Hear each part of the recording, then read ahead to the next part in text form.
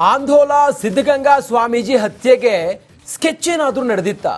ಕಲಬುರಗಿಯಲ್ಲಿ ರಕ್ತ ದೋಕುಳಿ ಹರಿಸೋದಕ್ಕೆ ಪ್ಲಾನ್ ಮಾಡಿರುವ ಆರೋಪ ಕೇಳಿ ಬಂದಿದೆ. ಆಂದೋಲ ಸಿದ್ಧಲಿಂಗ ಸ್ವಾಮೀಜಿ ಸುದ್ದಿಗೋಷ್ಠಿ, ಬಿಜೆಪಿ ನಾಯಕರು ಹಾಗೂ ನನ್ನ ಕೊಲೆಗೆ ಸಂಚು ಮಾಡಿದ್ರು. ಗುತ್ತಿಗೆದಾರ ಡೆತ್ ನೋಟ್ ಬರೆದಿಟ್ಟು ಆತ್ಮಹತ್ಯೆಯನ್ನ ಮಾಡಿಕೊಂಡಿದ್ದಾನೆ. ಇದನ್ನ ಸರ್ಕಾರ ಬಹಳ ಗಂಭೀರವಾಗಿ ತೆಗೆದುಕೊಳ್ಬೇಕು. ಕಲಬುರಗಿಯಲ್ಲಿ ಆಂದೋಲ ಸಿದ್ಧಲಿಂಗ ಸ್ವಾಮೀಜಿ ಹೇಳಿಕೆಯನ್ನ ಕೊಟ್ಟಿದ್ದಾರೆ. ಬಿಜೆಪಿ ನಾಯಕರು ನನ್ನ ಕೊಲೆಗೆ ಸ್ಕೆಚ್ ಹಾಕಿದ್ರು ಅನ್ನೋದ್ರ ಬಗ್ಗೆ ಆಂದೋಲ ಶ್ರೀಗಳು ಸ್ಫೋಟಕ ಮಾಹಿತಿಯನ್ನ ನೀಡಿದ್ದಾರೆ. ಸ್ಫೋಟಕ ವಿಚಾರವನ್ನ ಪ್ರಸ್ತಾಪ ಮಾಡಿದ್ದಾರೆ. ಆಂದೋಲ ಸಿದ್ಧಲಿಂಗ ಸ್ವಾಮೀಜಿ ಹತ್ಯೆಗೆ ಸ್ಕೆಚ್ ನಡೆದಿತ್ತು ಅನ್ನೋ ವಿಚಾರ, ಕಲಬುರಗಿಯಲ್ಲಿ ರಕ್ತ ದೋಕಳಿ ಹರಿಸೋದಕ್ಕೆ ಪ್ಲಾನ್ ಮಾಡಿದ್ರು ಅನ್ನುವ ಆರೋಪವನ್ನು ಮಾಡಿದ್ದಾರೆ. ಆಂದೋಲ ಸಿದ್ಧಲಿಂಗ ಸ್ವಾಮೀಜಿ ಸುದ್ದಿಗೋಷ್ಠಿಯನ್ನ ಮಾಡಿ ಬಿಜೆಪಿ ನಾಯಕರು ಹಾಗೂ ನನ್ನ ಕೊಲೆಗೆ ಸಂಚು ರೂಪಿಸಿದ್ರು ಅನ್ನುವ ಸ್ಫೋಟಕ ವಿಚಾರವನ್ನ ಬಯಲು ಮಾಡಿದ್ದಾರೆ. ಆದಂತಹ ಘಟನೆಗಳು ಜನರು ಮರೆಯುವಷ್ಟರಲ್ಲಿಯೇ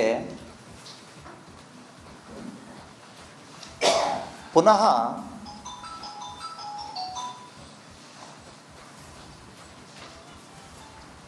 ಕಲಬುರಗಿ ಮಹಾನಗರ, ಕಲಬುರಗಿ ಜಿಲ್ಲೆ ರಾಜ್ಯ ಮತ್ತು ದೇಶದ ಗಮನವನ್ನು ಸೆಳೀತಾ ಇದೆ. ಅನೇಕ ಪ್ರಕರಣಗಳನ್ನು ನಾವು ನೀವು ಕೂಡ ನೋಡಿದ್ದೀವಿ. ಅವೆಲ್ಲವೂ ಮಾಸುವ ಮುನ್ನವೇ ವಿಶೇಷವಾದಂತಹ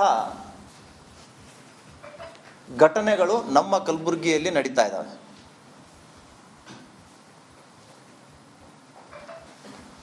ನಿನ್ನೆ ನಡೆದಂತಹ ಬೀದರ್ ಜಿಲ್ಲೆಯಲ್ಲಿನ ಘಟನೆ ಇಡೀ ಮನುಕುಲವೇ ಮರಗಿಸುವಂತಹ ಘಟನೆ. ಕೇವಲ 26 ವಯಸ್ಸಿನ ಯುವಕ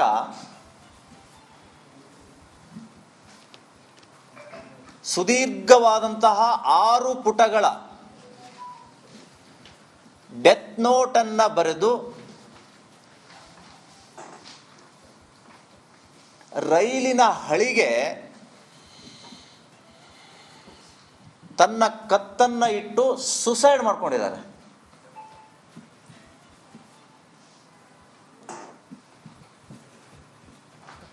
ಆರು ಪುಟಗಳಲ್ಲಿನ ವರದಿಯನ್ನ ಗಮನಿಸಲಾಗಿ ಅದೆಲ್ಲವೂ ಕೂಡ ನಮ್ಮ ಕಲಬುರಗಿಯ ಕಡೆ ಬೆರಳು ಮಾಡಿ ತೋರಿಸಿದೆ.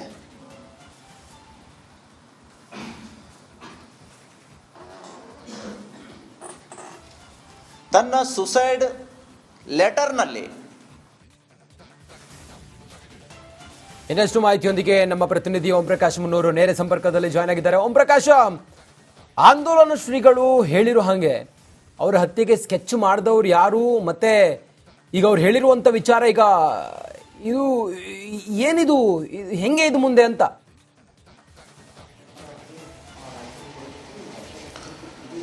ರಂಜಿತ್, ಬೀದರ್ನಲ್ಲಿ ಕಾಂಟ್ರಾಕ್ಟರ್ ಸಚಿನ್ ಆತ್ಮಹತ್ಯೆ ಪ್ರಕರಣಕ್ಕೆ ಸಂಬಂಧಪಟ್ಟಂತೆ ಸಿಕ್ಕಂತ ಡೆತ್ ನೋಟ್ನಲ್ಲಿ ಕಲಬುರಗಿಯ 4 ಆಂದೋಲ ಸಿದ್ಧಲಿಂಗ ಸ್ವಾಮೀಜಿ ಸೇರಿ 3 ಜನ ಬಿಜೆಪಿ ನಾಯಕರ ಕೊಲೆಗೆ ಸಂಚು ನಡೆದಿದೆ ಅನ್ನುವಂಥ ಒಂದಷ್ಟು ಅಂಶ ಬೆಳಕಿಗೆ ಬಂದಿರುವಂಥದ್ದು. ಇದೀಗ ನನ್ನ ಜೊತೆ ಆ 3 ಜನ ನಾಯಕರು ಇರುವಂಥದ್ದು. ಒಂದು ಆಂದೋಲದ ಸ್ವಾಮೀಜಿ ಇರುವಂಥದ್ದು ಸಿದ್ಧಲಿಂಗ ಸ್ವಾಮೀಜಿ, ಎರಡನೇದಾಗಿ ಬಸವರಾಜ್ ಮತ್ತಿಮೂಡ್ ಅವರು ಕಲಬುರಗಿ ಗ್ರಾಮೀಣ ಶಾಸಕರು ಇರುವಂಥದ್ದು, ಜೊತೆಗೆ ಚಂದು ಪಾಟೀಲ್ ಕಲಬುರಗಿ ಜಿಲ್ಲಾ ನಗರಾಧ್ಯಕ್ಷರು ಕೂಡ ಇರುವಂಥದ್ದು. ಇವರ ಜೊತೆಗೆ ಮಣಿಕಂಠ ರಾಠೋಡ್ 4 ಹೆಸರು ಕೂಡ ಉಲ್ಲೇಖ ಆಗಿರುವಂತದ್ದು. 3 ಜನರಿದ್ದಾರೆ. ಕ್ವಿಕ್ ಆಗಿ ಅವರ ರಿಯಾಕ್ಷನ್ ತೆಗೆದುಕೊಂಡು ಹೋಗ್ತಾ ಇರ್ತೀನಿ.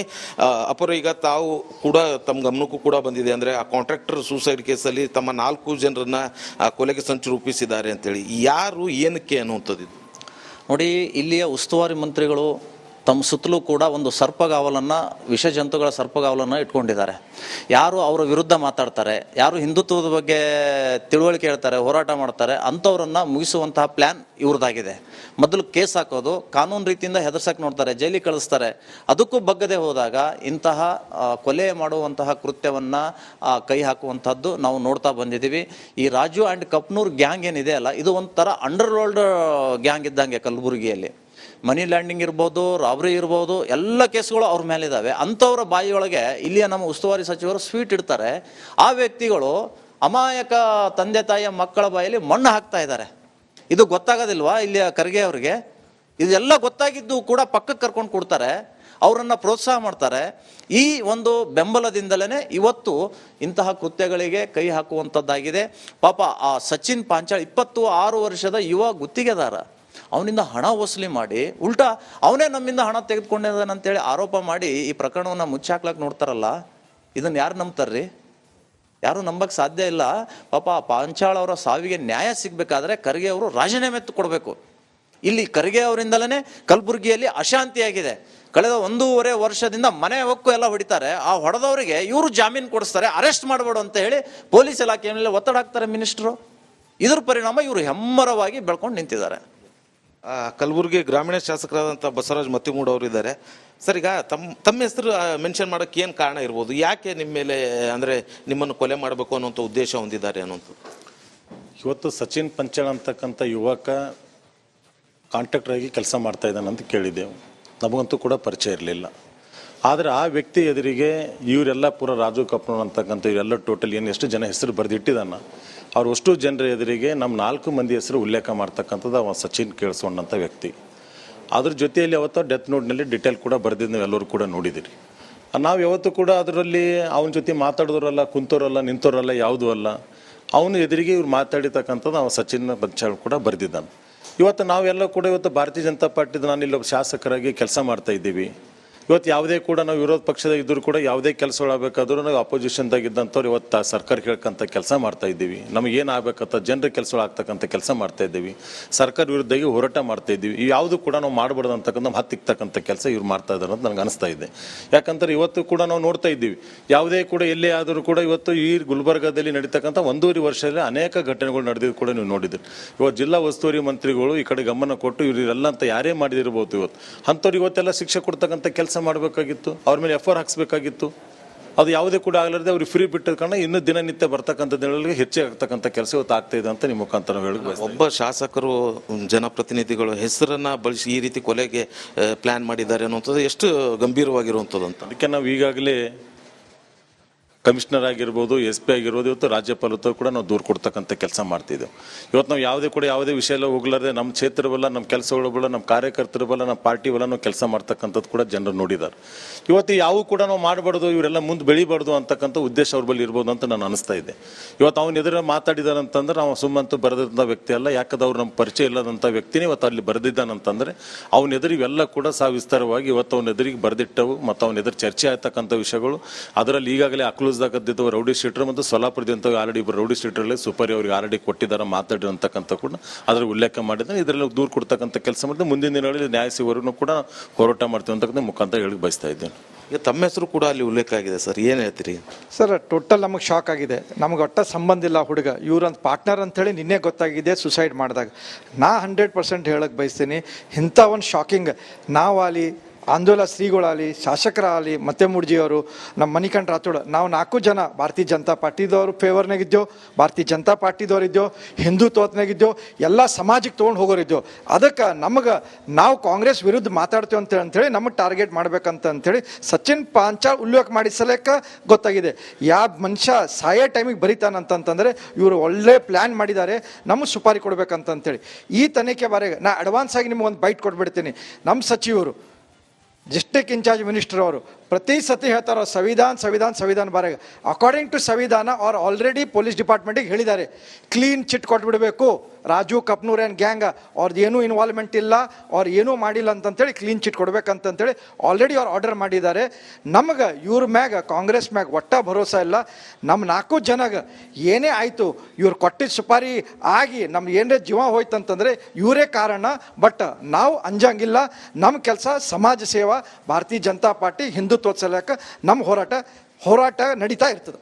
ಅಲ್ಲ, ಇದನ್ನು BJP ಯಾವ ರೀತಿಯಾಗಿ ತೆಗೆದುಕೊಂಡು ಹೋಗುತ್ತೆ ಅನ್ನುವಂಥದ್ದು. ಯಾಕಂತಂದ್ರೆ ಈಗ ನಿಮ್ಮ ಜನಪ್ರತಿನಿಧಿಗಳು, ಜಿಲ್ಲಾಧ್ಯಕ್ಷರಿಗೆ ಇದು ಅಂದರೆ ಒಂದು ರೀತಿಯಾಗಿ ಸಂಚು ರೂಪಿಸಿದ್ದಾರೆ ಅನ್ನುವಂಥದ್ದು. ಇದುವರೆಗೂ ರಾಜ್ಯ BJP ಯಾಕೋ ಇದ್ರ ಬಗ್ಗೆ ಮಾತಾಡ್ತಾ ಇಲ್ಲ ಅಲ್ಲ? ಇಲ್ಲ, ಆಲ್ರೆಡಿ ನಾವು ನ್ಯೂಸ್ ಮುಟ್ಟಿಸಿದ್ದೇವೆ ಅವ್ರಿಗೆ. ಇವತ್ತು ಮಾಜಿ ಪ್ರಧಾನಮಂತ್ರಿ ಮನಮೋಹನ್ ಸಿಂಗ್ ಅವರು ಇದು ಆಗಿದ್ದ ಸಲಕ್ಕೆ ಯಾರೂ ನಮ್ಮ ಲೈನ್ನಾಗ ಸಿಗ್ತಾ ಇಲ್ಲ. ಅವ್ರು ಎಲ್ಲರೂ ಇವತ್ತು ಮಾತಾಡಿ ಸಾಯಂಕಾಲ ಪ್ಲ್ಯಾನ್ ಮಾಡಿ ನಾಳೆಗೆ ಇದ್ರ ಬಾರೆಗೆ ರಾಜ್ಯ ಅಧ್ಯಕ್ಷರು ಮತ್ತು ನಮ್ಮೆಲ್ಲ opposition leader R. Ashok G ಅವರು ಎಲ್ಲರೂ ಕಲ್ತು ಒಂದು ಮೀಟಿಂಗ್ ಮಾಡಿ ಇದ್ರ ಬಾರೆಗೆ ಉಗ್ರವಾಗಿ ಹೋರಾಟ ಮಾಡಮ್ಮಂತೇಳಿ ಡಿಸಿಷನ್ ತೊಗೊಂಡಿದ್ದಾರೆ. ಈಗ ತಾವು ಶಾಸಕರಾಗಿರೋ ಹಿನ್ನೆಲೆಯಲ್ಲಿ ತಾವೇನಾದರೂ ದೂರು ಕೊಡ್ತೀರಾ ಅಥವಾ ಸಭಾಪತಿ ಅವ್ರ ಗಮನಕ್ಕೆ ಸಭಾಪತಿಗಳು ದೂರು ಕೊಡ್ತೀವಿ, ಕಮಿಷನರ್ಗೆ ದೂರು ಕೊಡ್ತೀವಿ, ರಾಜ್ಯಪಾಲರಿಗೆ ದೂರು ಕೊಡ್ತೀವಿ. ಇದರ ಮುಂದೆ CBIಗೆ ಒಪ್ಪಿಸ್ಬೇಕು, ಇದು ಸ್ವಚ್ಛತೆಗೆ ತನಿಖೆ ಆಗ್ಬೇಕಂತಕ್ಕಂಥ ನಮ್ಮ ಒತ್ತಾಯ ಇದೆ. ಈಗ ರೈಲ್ವೆ ಪೊಲೀಸ್ ಠಾಣೆಯಲ್ಲಿ ಕೇಸ್ ದಾಖಲಾಗಿದೆ, ಅದು ತನಿಖೆ ಆಗ್ತಾ ಇದೆ. ಅಂದ್ರೆ ಅಲ್ಲಿ ನಿಮ್ಗೆ ನ್ಯಾಯ ಸಿಗುತ್ತೆ ಅಥವಾ ಇಲ್ವಾ ಅಂತ ಅನ್ನಿಸುತ್ತಾ? ಇಲ್ಲ, ನಾವು ಕಂಪ್ಲೇಂಟ್ ಕೊಡ್ತೀವಲ್ಲ. ಈಗ ಅದ್ರ ಕೊಟ್ಟ ಮೇಲೆ ಯಾವ ರೀತಿ ತಗೋತಾರೆ ಅಂತಕ್ಕಂಥ ನೋಡೋಣ. ಈಗ ಅದ್ರ ಬಗ್ಗೆ ನಾವು ಕಮಿಷನರ್ ಅಂದ್ರೆ ರಾಜ್ಯಪಾಲನು ಈಗಲೇ ನಾಳೆ ಅಂತ ನಾಡ್ದು ಹೋಗಿ ನಾವು ದೂರು ಕೊಡ್ತಾ ಇದ್ದೀವಿ. ಈಗಲೇ ಅದು ಕೂಡಲೇ ಅದನ್ನು ಡೆತ್ ನೋಟಲ್ಲಿ ಬರೆದೆ ಅಂತ ನೋಡಿ ಈಗಲೇ ನಾವು ಹೇಳೋದು ಕೂಡ ರೆಫರ್ ಮಾಡ್ಕೋಬೇಕು. ಅದು ನಾವೆಲ್ಲ ಶ್ರೀಗಳ ಜೊತೆಗೆ ಹೋಗಿ ನಾವು ಒಂದು ಕಂಪ್ಲೇಂಟ್ ಕೊಡ್ತಕ್ಕಂಥ ಕೆಲಸ ನಾವು ಮಾಡ್ತೇವೆ. ನಾವು ಥ್ಯಾಂಕ್ ಯು. ರಂಜಿತ್, ಇದಿಷ್ಟು ಇಲ್ಲಿನ ನಾಯಕರು ಹೇಳ್ತಾ ಇರುತ್ತದೆ. ಅಂದ್ರೆ CBI ತನಿಖೆಗೆ ಆಗ್ರಹ ಮಾಡ್ತಾ ಇರುವಂತದ್ದು. ಓಕೆ, ಥ್ಯಾಂಕ್ ಯು ತಮ್ಮೆಲ್ಲ ಮಾಹಿತಿಗಾಗಿ. ಪ್ರಕಾಶ್, ನೋಡಿ, ಆಂದೋಲ ಸ್ವಾಮೀಜಿಗಳ ಹತ್ಯೆಗೆ ಸ್ಕೆಚ್ ಹಾಕಿದ್ರು ಅನ್ನೋದ್ರ ಬಗ್ಗೆ ಈಗ ಸ್ಫೋಟಕ ವಿಚಾರವನ್ನ ಆಂದೋಲ ಸಿದ್ಧಲಿಂಗ ಸ್ವಾಮೀಜಿಗಳು ಸುದ್ದಿಗೋಷ್ಠಿಯನ್ನ ಮಾಡಿ ಹೇಳಿದ್ದಾರೆ. ನೇರವಾಗಿ ರಿಪಬ್ಲಿಕ್ ಕನ್ನಡದ ಜೊತೆಗೆ ಆಂದೋಲನ ಶ್ರೀಗಳು ಮಾತಾಡ್ತಾ ಹೇಳಿದ್ರು, ಪ್ರಿಯಾಂಕ್ ಖರ್ಗೆ, ಮಲ್ಲಿಕಾರ್ಜುನ ಖರ್ಗೆ ಅವರ ಜೊತೆಗಿರುವ ರಾಜು ಅನ್ನೋ ವ್ಯಕ್ತಿ ಇದೆಲ್ಲವನ್ನ ಮಾಡಿಸಿದ್ದಾನೆ, ನಮ್ಮ ಹೋರಾಟ ನಿರಂತರವಾಗಿರುತ್ತೆ ಅನ್ನೋದನ್ನ ಹೇಳಿದ್ರು. ಅಮಾಯಕರು ಬಲಿಯಾಗ್ತಿರೋದು ದುರ್ದೈವ, ನಮ್ಮನ್ನು ಕೂಡ ಟಾರ್ಗೆಟ್ ಮಾಡಿದ್ರು ಅನ್ನೋದನ್ನ ಆಂದೋಲ ಸಿದ್ಧಲಿಂಗ ಸ್ವಾಮೀಜಿಗಳು ಸ್ಫೋಟಕ ವಿಚಾರವನ್ನ ತೆರೆದಿಟ್ಟಿದ್ದಾರೆ.